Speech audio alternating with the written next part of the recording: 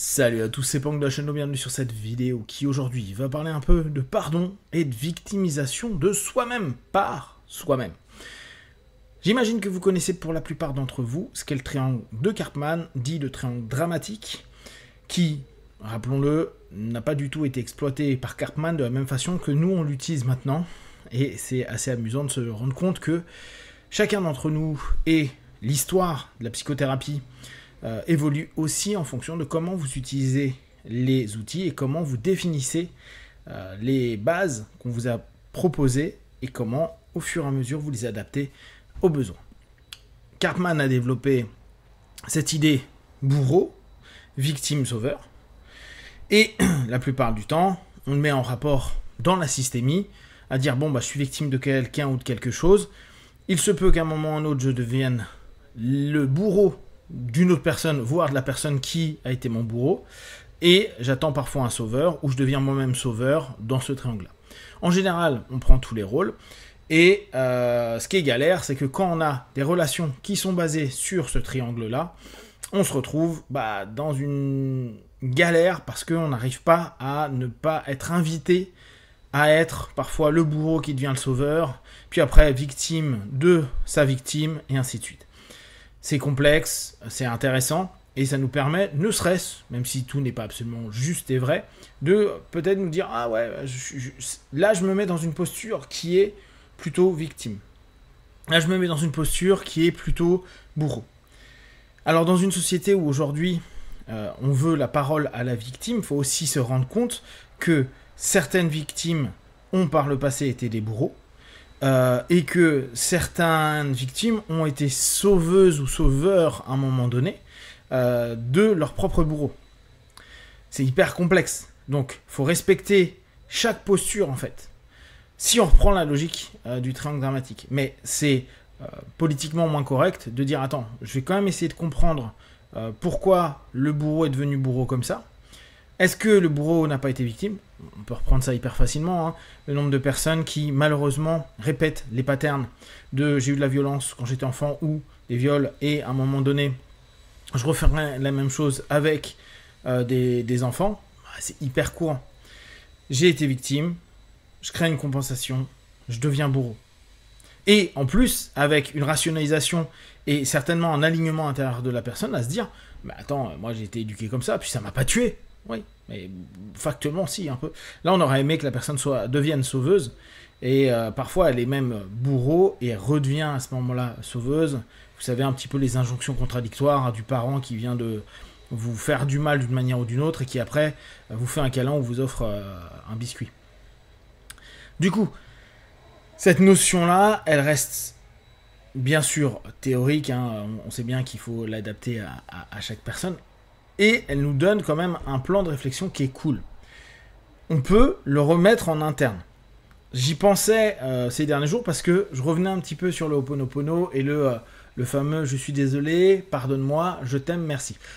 Le « je suis désolé, pardonne-moi » m'intéresse beaucoup parce que d'entrée, si je pars sur une sémantique de « je suis désolé », je pourrais immédiatement me mettre à la fois en bourreau et ou en victime.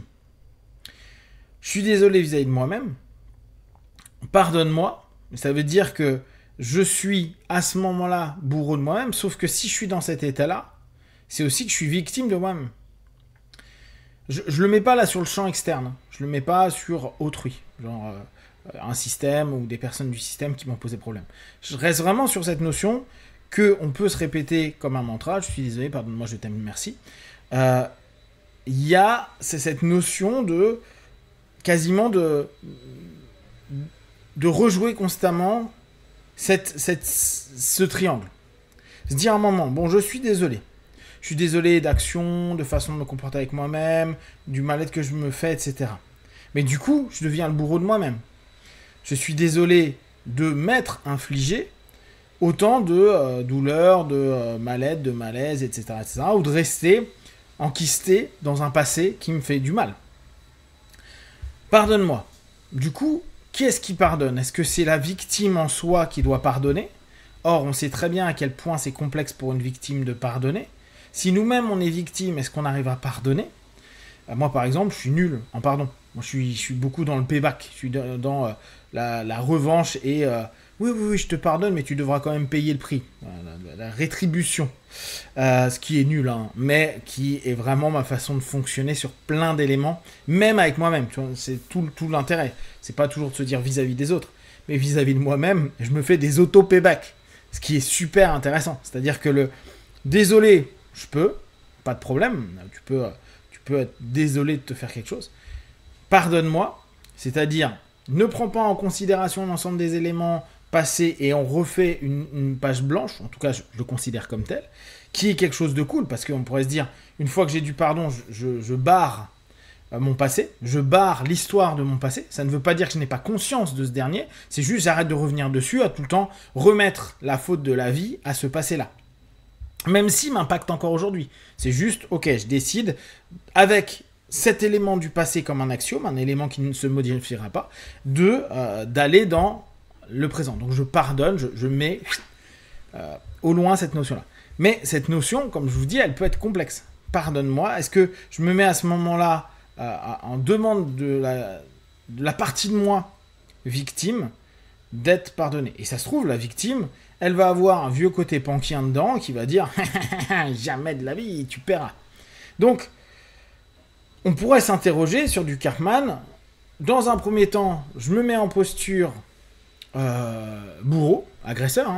Faut aussi utiliser des sémantiques qui parfois sont plus dures. Je m'auto-agresse, je m'auto-fais du mal, je m'auto-flagelle, je m'auto-plein de choses.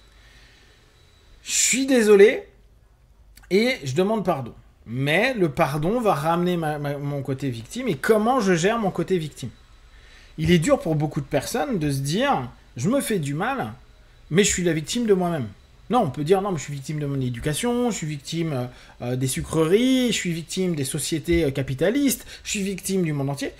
Là encore, hein, on n'est pas indépendant d'un système. Donc bien sûr que le système joue énormément. Mais pour le peu de travail qu'on peut faire sur nous, qui serait complètement perso, après à devoir adapter à nos systèmes, il y a quand même un moment ou un autre se dire, ok, mais je suis victime et je suis bourreau de moi-même, est-ce que j'accepte cette posture de me dire, bon, bah, j'ai été victime de, certes, un ensemble d'éléments qui m'ont été inculqués, mais aussi de les avoir achetés et surtout de ne pas avoir une réaction dessus, ou peut-être une recomposition de cette dernière, ou d'en avoir fait mienne. Oui, mais j'étais petit, je pouvais pas.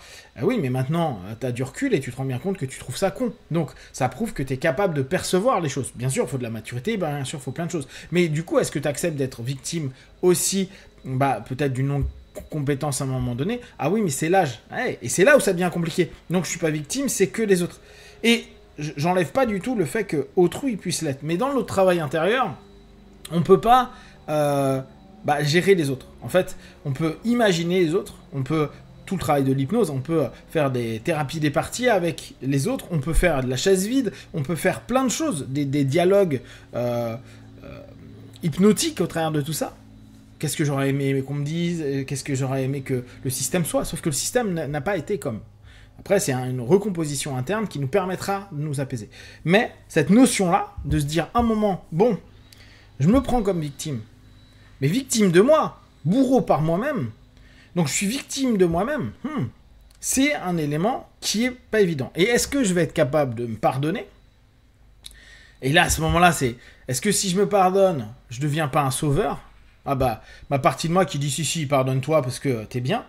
Ou, ce qui serait le plus intéressant, je me pardonne, je mets page blanche, je barre, et je sors de ce Karpman avec moi-même. Ce qui est le plus intéressant, c'est-à-dire je me sauve pas. À la limite, on pourrait dire je me sauve, mais en partant. Mais je n'utilise pas la partition sauveur-sauveuse en moi, et je m'écarte de ce triangle-là et me dire, oui, c'est vrai, aujourd'hui page blanche, je sais ce que j'ai été, c'est un axiome, ça fait partie de ma vie, c'est mon histoire. J'ai pas besoin de revenir dessus tout le temps. Je peux me faire des devoirs de mémoire s'il le faut. Par moment, quand je vois que je repars en cacahuète, que je connais les conséquences que ça peut créer.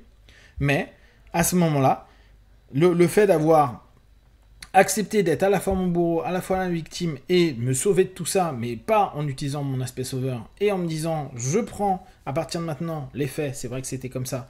Et les faits aujourd'hui, aujourd'hui, je suis composé avec ces traumas, mais je peux faire au mieux pour les prendre en compte et savoir dans mes stratégies de vie, dans mes décisions, dans mes actions et dans la gestion des éléments subconscients, les actions et les comportements subconscients qui arrivent, à les prendre en compte, à dire ok, là je suis encore en train de répondre à quelque chose qui factuellement ne l'est pas à ce moment-là. Tiens, est-ce que je vais pouvoir, dans mon safe talk, dans la prise de décision, on est toujours dans la même chose, hein. Vous pouvez prendre du Condor, dans le cadre dans lequel je suis, quelles sont les options, qu'est-ce que je peux neutraliser ou pas, et puis après la décision, etc., qui va m'amener vers toutes les actions, l'opération que je peux mettre en place. Donc, amusez-vous avec cette notion-là, à vous poser la question à quel moment vous vous sentez victime. Je parle de vous-même par vous-même. Est-ce que c'est facile à accepter ?